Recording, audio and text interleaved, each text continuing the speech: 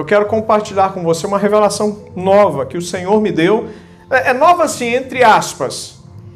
Enquanto eu estava ali orando no gabinete, recebendo do Senhor essa ministração em Lucas capítulo 10, deixa aberto em Lucas capítulo 10, e eu queria rapidamente compartilhar com você essa ministração que o Espírito Santo fez ao meu espírito, que está em Romanos 10, 9.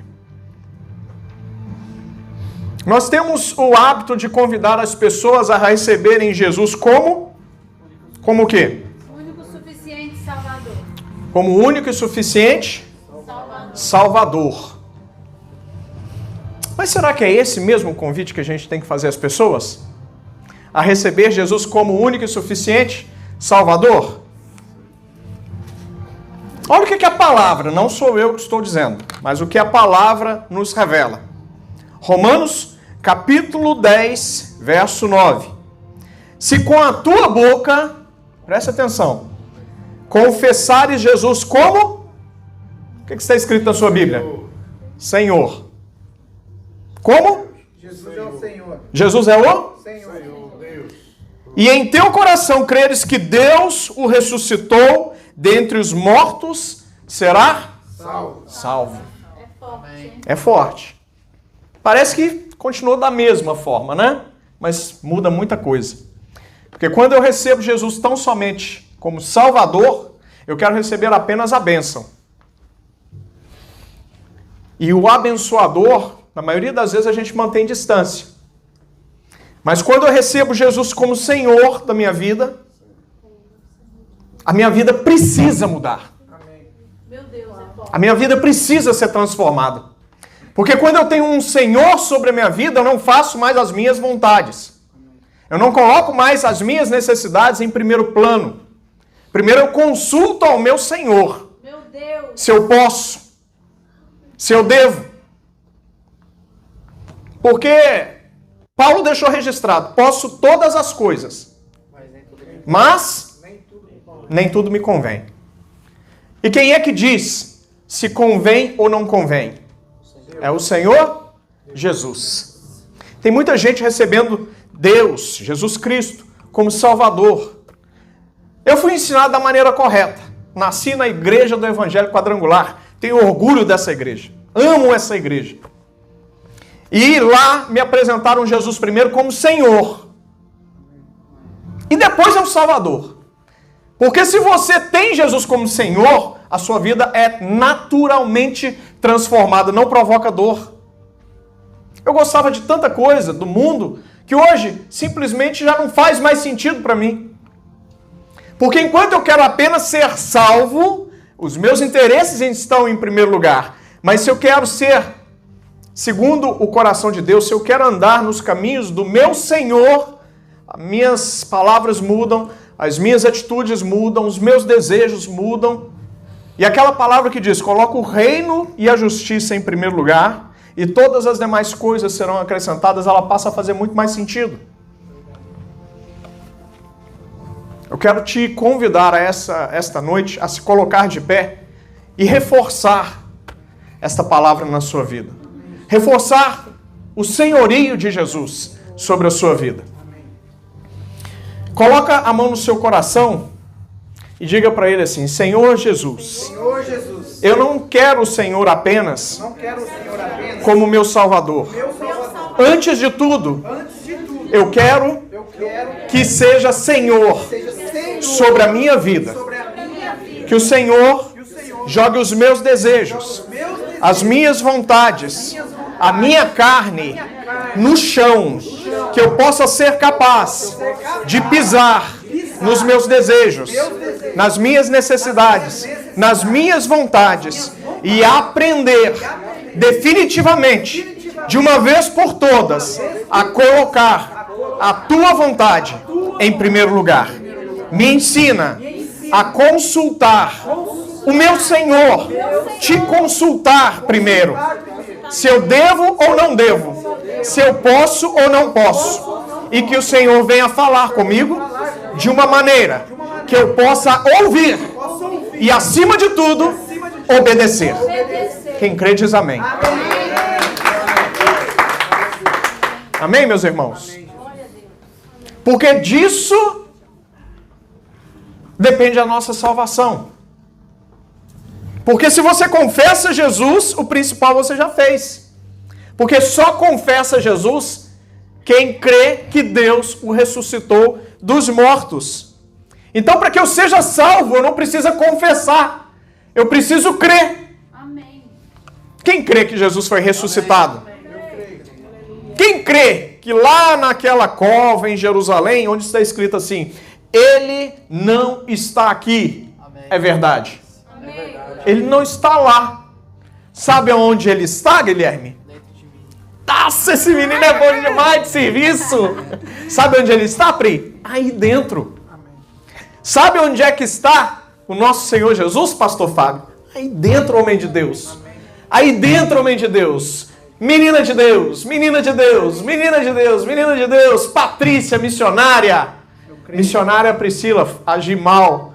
Não honrei a quem tinha honra. Pastor, aí dentro. Aí dentro que mora o nosso Senhor. Ele não está numa cova vazia, mas Ele está dentro de nós. Coloque a mão no seu coração e diga, Ele está, dentro de mim. Mas como é possível?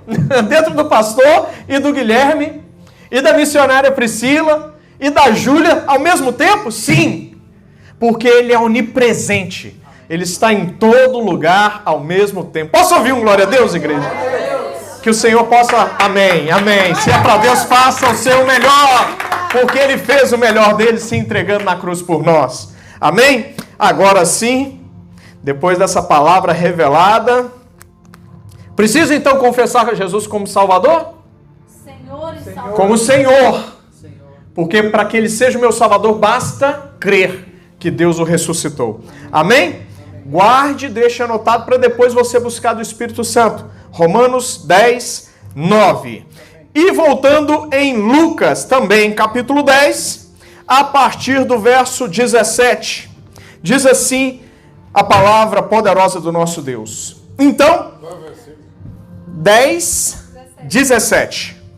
Lucas 10, 17. Então regressaram os 70, possuídos de quê? Dizendo, Senhor, os próprios demônios se nos submetem pelo teu nome. Mas ele lhes disse, eu via Satanás caindo do céu como um relâmpago. Eis aí vos dei autoridade para pisardes em e sobre todo o poder do inimigo. E nada, absolutamente nada. Diga nada. Nada. Absolutamente nada me causará dano. Aleluia. Não obstante, não, olha só. Não obstante, presta atenção. Alegrai-vos. Não porque os espíritos se vos submetem, e sim porque o vosso nome está arrolado nos céus. Posso ouvir um glória a Deus? Aleluia, que palavra maravilhosa. Eu quero te convidar mais uma vez, curvar a sua cabeça, fechar os seus olhos. Pai, em nome de Jesus, que palavra maravilhosa, que palavra linda. Nós te damos graças por ela, Pai, porque ficou registrada, não apenas num livro, mas na tábua do nosso coração, nosso espírito, Pai. Que o Senhor venha a reavivar essa palavra todos os dias em nós, para que nós saibamos dar a devida prioridade, Pai, às coisas que têm real importância para o Senhor. Obrigado, meu bom Deus, por essa palavra, que o Senhor venha a partir de agora falar ao teu povo, em nome de Jesus. E quem crê diz? Amém. Meus irmãos, nós precisamos aprender de uma vez por todas que nós temos autoridade sobre o mundo espiritual. A gente tem que parar, eu estava até conversando com a irmã Patrícia, vindo para cá, a gente tem que parar de naturalizar as coisas, porque elas primeiro acontecem no mundo espiritual. A nossa guerra, ela é sempre espiritual. A nossa guerra não é contra a carne nem o sangue, mas contra as potestades, os principados que agem nas regiões celestiais. E sobre essas entidades malignas que tentam tirar o nosso foco, nós temos poder e autoridade, dado pelo Salvador Senhor ou dado pelo Senhor? Pelo meu Senhor. Pelo Senhor. Tá vendo como é que a palavra de Deus, ela se conecta? Ela toda se conecta. E nada se perde, nada está separado. Não existe uma vírgula ou um tio sequer que está sobrando na palavra para a qual não tem utilidade. A palavra ela está toda interligada, interconectada. E a gente só consegue ter a revelação da profundidade dessa palavra. Nós só conseguimos ir para o próximo nível espiritual se nós temos essa palavra revelada por meio do Espírito Santo, por parte do Espírito Santo. E o Espírito Santo, de verdade, a cada dia que passa, o Senhor confirma mais e mais isso no meu espírito. O Espírito Santo se revela, ou seja, ele entrega a palavra rema para quem tem Jesus como Senhor da sua vida. Porque quem quer apenas as bênçãos, quem quer apenas a salvação, vem na igreja buscando prosperidade. Vem na igreja buscando saúde. Vem na igreja buscando uma vida boa aqui. Sendo que aqui é apenas uma passagem para a eternidade. Mas o que você fizer aqui é que vai dizer o sentido da eternidade que você vai tomar. Ou você vai para o céu, ou você vai enfrentar o juízo do Senhor. Ou as pessoas vão para um determinado lugar de bênção, ou vão para um determinado lugar de juízo. Agora, esse juízo você pode chamar do que você quiser. Mas a palavra de Deus é muito clara, que diz que quem não recebe o Salvador, quem não recebe o Senhor, não recebe a eternidade ao lado do nosso Deus. E para que nós possamos viver essa eternidade, nós precisamos entendê-la, que ela não começa depois da vinda de Jesus, mas ela começa aqui, hoje, agora, no presente. Diga, é no presente, é hoje, é agora que eu vivo o reino de Deus. O Senhor Jesus disse, o reino, eu vim para trazer o reino. Ele não veio falar de coisas futuras, mas ele veio falar de coisas presentes. É preciso que nós tenhamos consciência disso. Que nós venhamos a tomar posse daquilo que o Senhor já nos deu. Eu quero te convocar nessa noite a tomar posse do mundo espiritual. A tomar posse daquilo que o Senhor já lhe deu. E em primeiro lugar, só toma posse quem tem autoridade. Mas para exercer a autoridade, você precisa respeitar a autoridade. Meu Deus, é forte. Se Jesus não for seu Senhor, se você fizer coisas contrárias ao que Jesus espera que você faça, você não tem autoridade sobre o mundo espiritual. Porque a gente só é capaz de conquistar se aquele que é maior que nós estiver conosco. Porque por nós mesmos, lembra da história de algumas pessoas que tentaram expulsar alguns demônios e se deram mal, passaram vergonha? Eu conheço o Deus de Jesus, eu conheço o Deus de Paulo, mas vocês, eu não sei quem são. A palavra de Deus ela é muito clara. Ou você tem vitória em Cristo, pelo que Ele já fez, pelo que Ele já conquistou, ou você tem derrota. Humilhação, vergonha. O que um príncipe recebe de um pai? O pai de um príncipe é um? O pai de um príncipe é um? O pai de um príncipe é um? O que você recebeu do seu pai? Aonde é que você está caminhando? Você está caminhando numa vida sólida? O que tem debaixo dos seus pés? É rocha ou é areia? Meu Deus. Porque quem caminha sobre a rocha pode bater o vento que for, a tempestade que for, nada tira o foco. Nada tira o foco. Pode bater quem for a sua porta. Se não estiver vindo da parte de Deus, você rejeita. Por melhor que seja o prato, por melhor que seja o engano, por maior que seja a entrega que Satanás ou a oferta que ele queira colocar sobre suas mãos. Se você não tiver Jesus como Senhor da sua vida, você vai aceitar. Nós precisamos entender que a nossa vida, antes dela ser natural, isso que nós vivemos no dia a dia, ela é espiritual. A guerra travada não é essa que nós vemos aqui. Não é quando você liga o noticiário da TV e vê país se levantando contra país. Isso é resultado de uma guerra que está acontecendo lá em cima, nas regiões celestiais. e está tendo esse reflexo. A região celestial está lutando para ver de que lado você vai ficar. Ou você é um soldado de Cristo, posicionado, decidido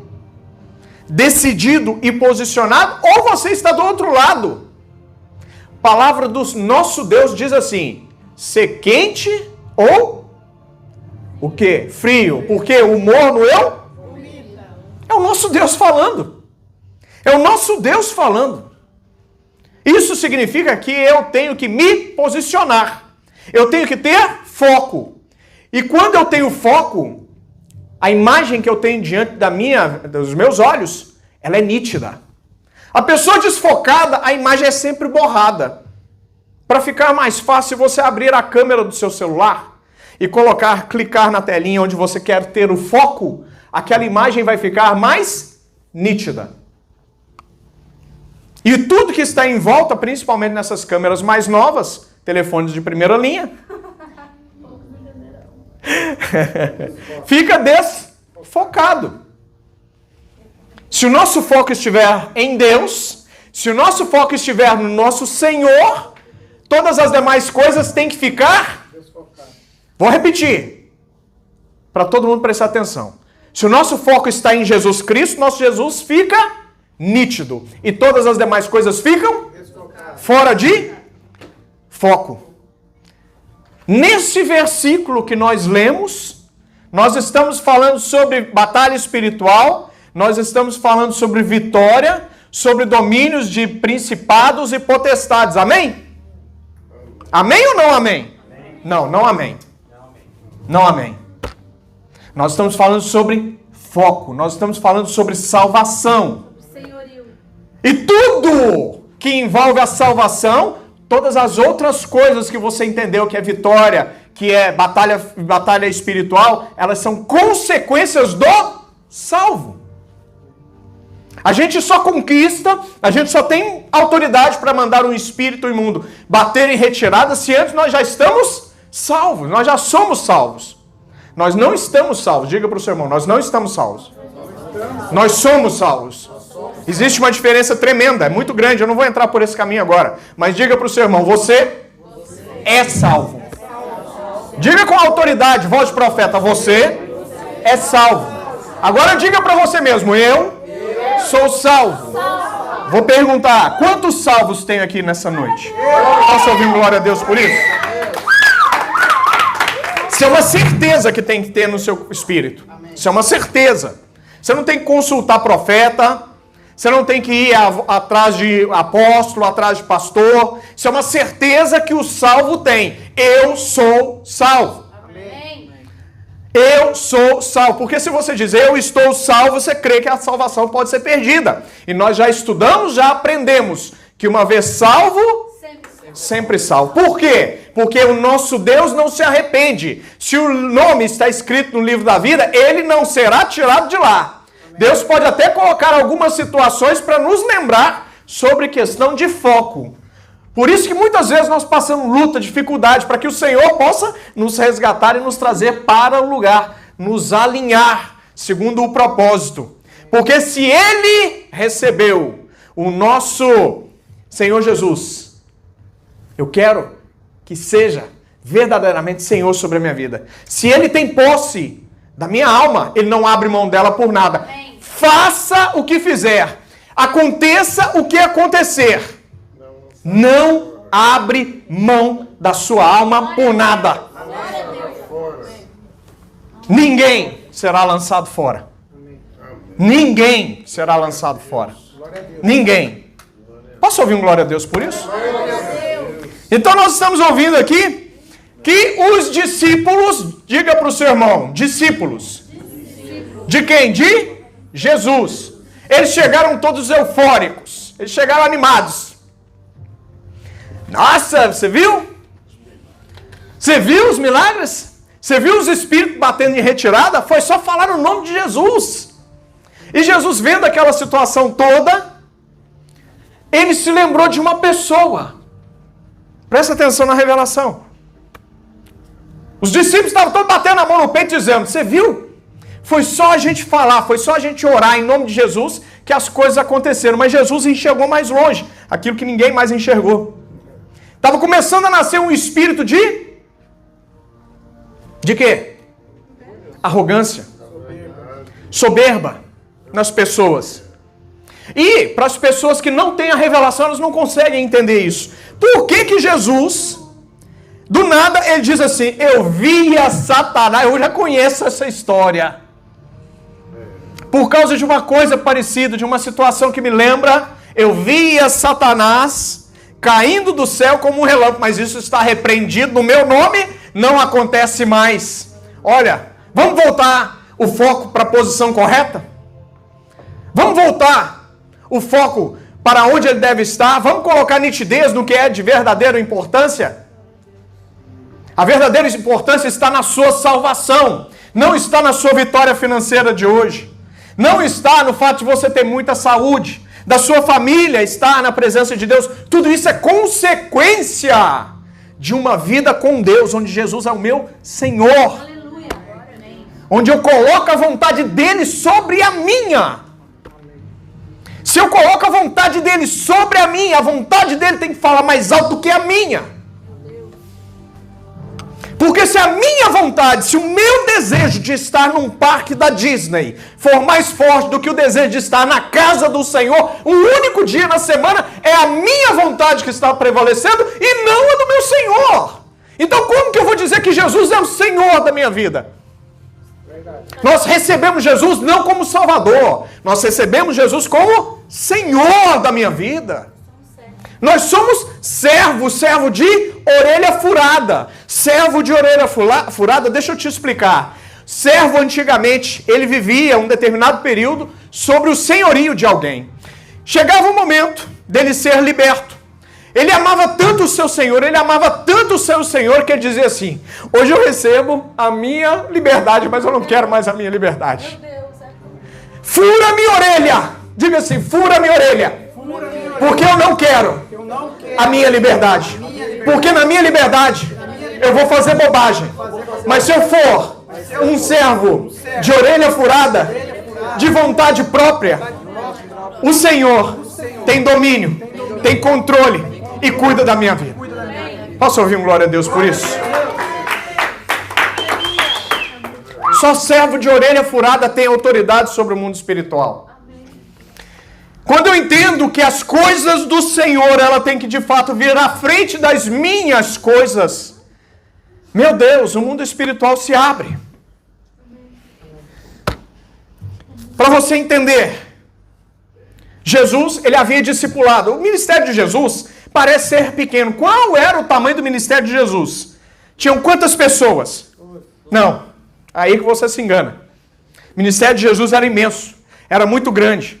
A palavra de Deus em Atos diz que quando Jesus começou a subir, só naquele momento, assistindo, eram mais de 500 pessoas. Então como que a igreja diz que era um ministério de 12 pessoas? 12 eram os apóstolos. Discípulos haviam muito. Como que você me diz que o ministério de Jesus era de 12 pessoas, se em Lucas capítulo 10 diz que depois disso, depois do que estava acontecendo, o Senhor designou outros, quantos? 70. Só para uma missão específica. Que missão era essa, pastor? Está no verso 9 do capítulo 10. Diz assim: curar os enfermos. Curar os enfermos. Curar os enfermos. Quantos enfermos você curou essa semana? O que é curar os enfermos, pastor? Eu não sou médico. Vamos sair da carnalidade, vamos para o espiritual. Curar os enfermos é falar sobre o amor de Deus, é falar sobre Jesus Cristo, a tempo e a fora de tempo, agradando ou não. Nós colocamos a palavra do Evangelho, a palavra que garante o amor de Deus sobre a vida do homem, em primeiro lugar. Apresentamos o Senhor Jesus. Curando os enfermos e o que mais? Anunciar-lhes. O que mais? No verso 9. A vós outros está próximo o reino de Deus. Meu Pai, se essa palavra não traz revelação para você, você precisa aceitar Jesus no final do culto. O reino de Deus já está acontecendo. O reino de Deus é amor, O reino de Deus é justiça.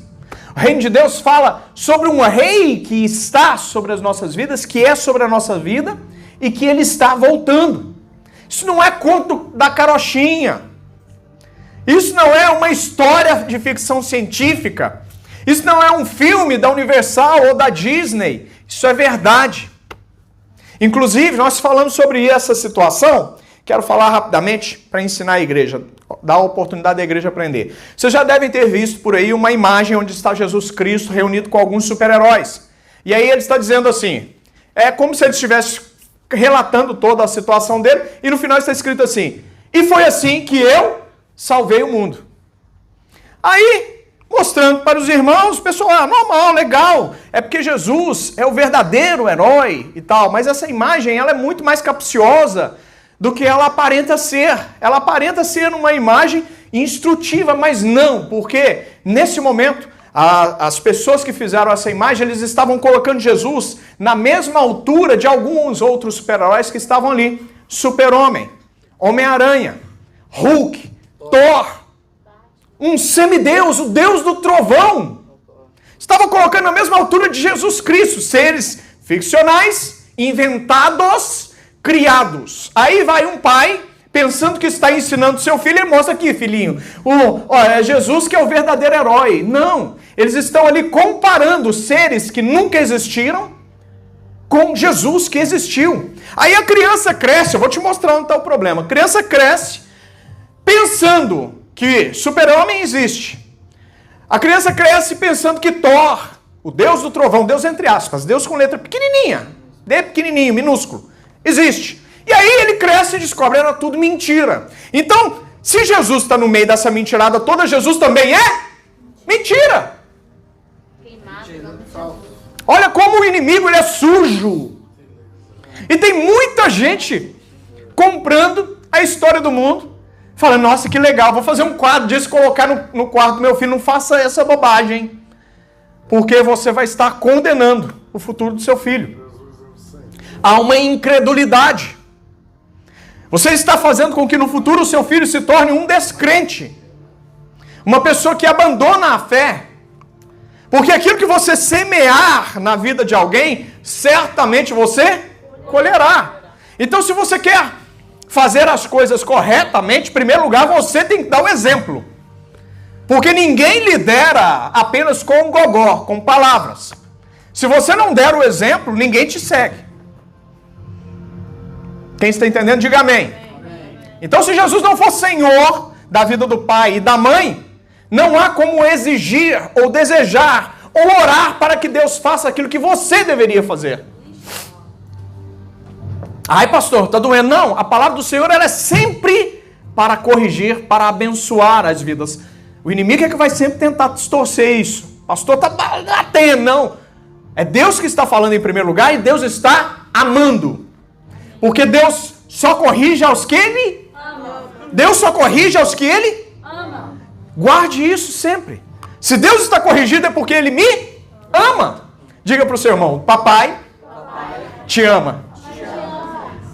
Diga com mais certeza, papai, agora coloca a mão no seu coração e diz assim, me ama. Me ama. Não trate Deus como sendo Deus, distante. Trate Deus como sendo o seu pai.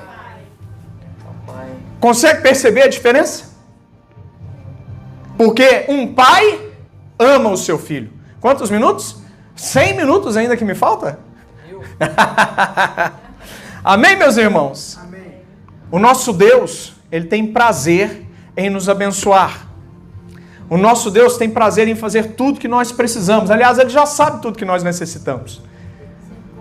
Agora, a questão é, se Ele é Senhor sobre a minha vida, eu não preciso nem esboçar, eu não preciso pedir, porque Ele já sabe da minha necessidade. Agora, a medida que nós vamos receber do Senhor é a medida que nós entregamos. Porque para que eu tenha uma colheita, primeiro eu preciso plantar. Estou falando que esse menino é bom de serviço? Se eu recebo, para me receber a colheita, primeiro eu preciso lançar a semente. Eu quero convidar você a lançar sementes novas no altar do Senhor esta noite. Se levante, coloque-se de pé, em nome de Jesus. Vamos voltar o nosso foco, a nossa atenção para as coisas certas. Vamos colocar o reino do Senhor Jesus em primeiro lugar. Vamos querer, veja bem, Gui, apaga a luz, por favor. Vamos querer, vamos buscar, de fato, a presença de Deus. Vamos desejar o domingo. Quem se compromete, não comigo, mas com o Senhor. Porque para mim você não deve absolutamente nada, mas você deve tudo a Deus. Ao seu Senhor, não somente ao seu Salvador. Comece a orar nesse momento. Feche os seus olhos e comece a falar com o Pai. Se for o caso, peça perdão. Se for o caso, se ajoelhe. Mas é necessário que nós voltemos ao primeiro amor. Quem sentir de Deus pode sair do seu lugar, vem à frente. Eu vou convidar o pastor Fábio para ungir as pessoas que eventualmente sentirem de vir, ajoelhar, buscar o Senhor. E diga para ele assim: Pai, eu quero voltar ao primeiro amor. Diga: Pai, eu quero voltar ao primeiro amor. Eu quero colocar o foco no lugar correto. Eu quero, meu bom Deus, me entregar mais. Eu quero voltar a amar os domingos. Lembra quando você se converteu? Como você amava o domingo? Como você amava aquele culto de fogo, de Deus derramando poder, Deus fazendo, Deus curando, Deus fazendo milagres, promovendo coisas maravilhosas. Vamos desejar de novo, ansiar pelo domingo.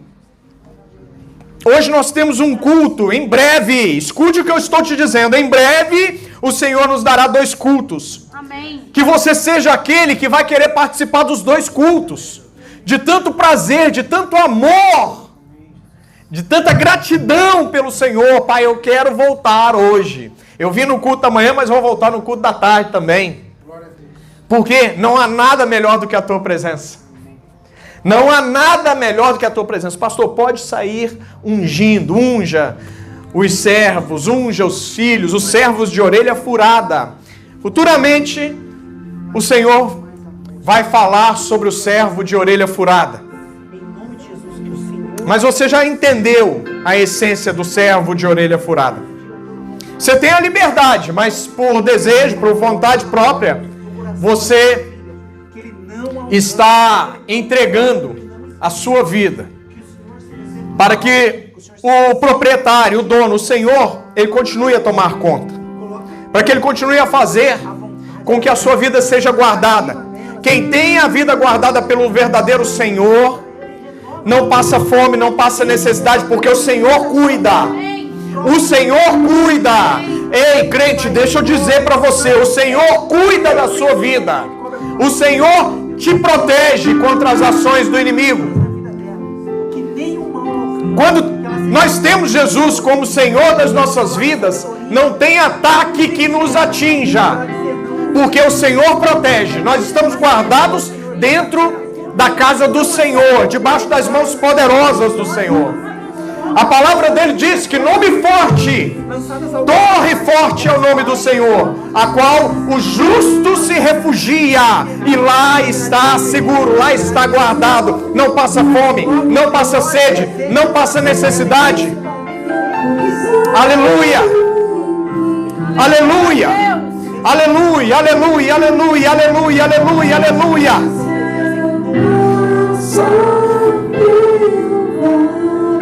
Aleluia, Jesus. Ele continua guardando a sua vida, mesmo que você passe pelo vale. Aleluia.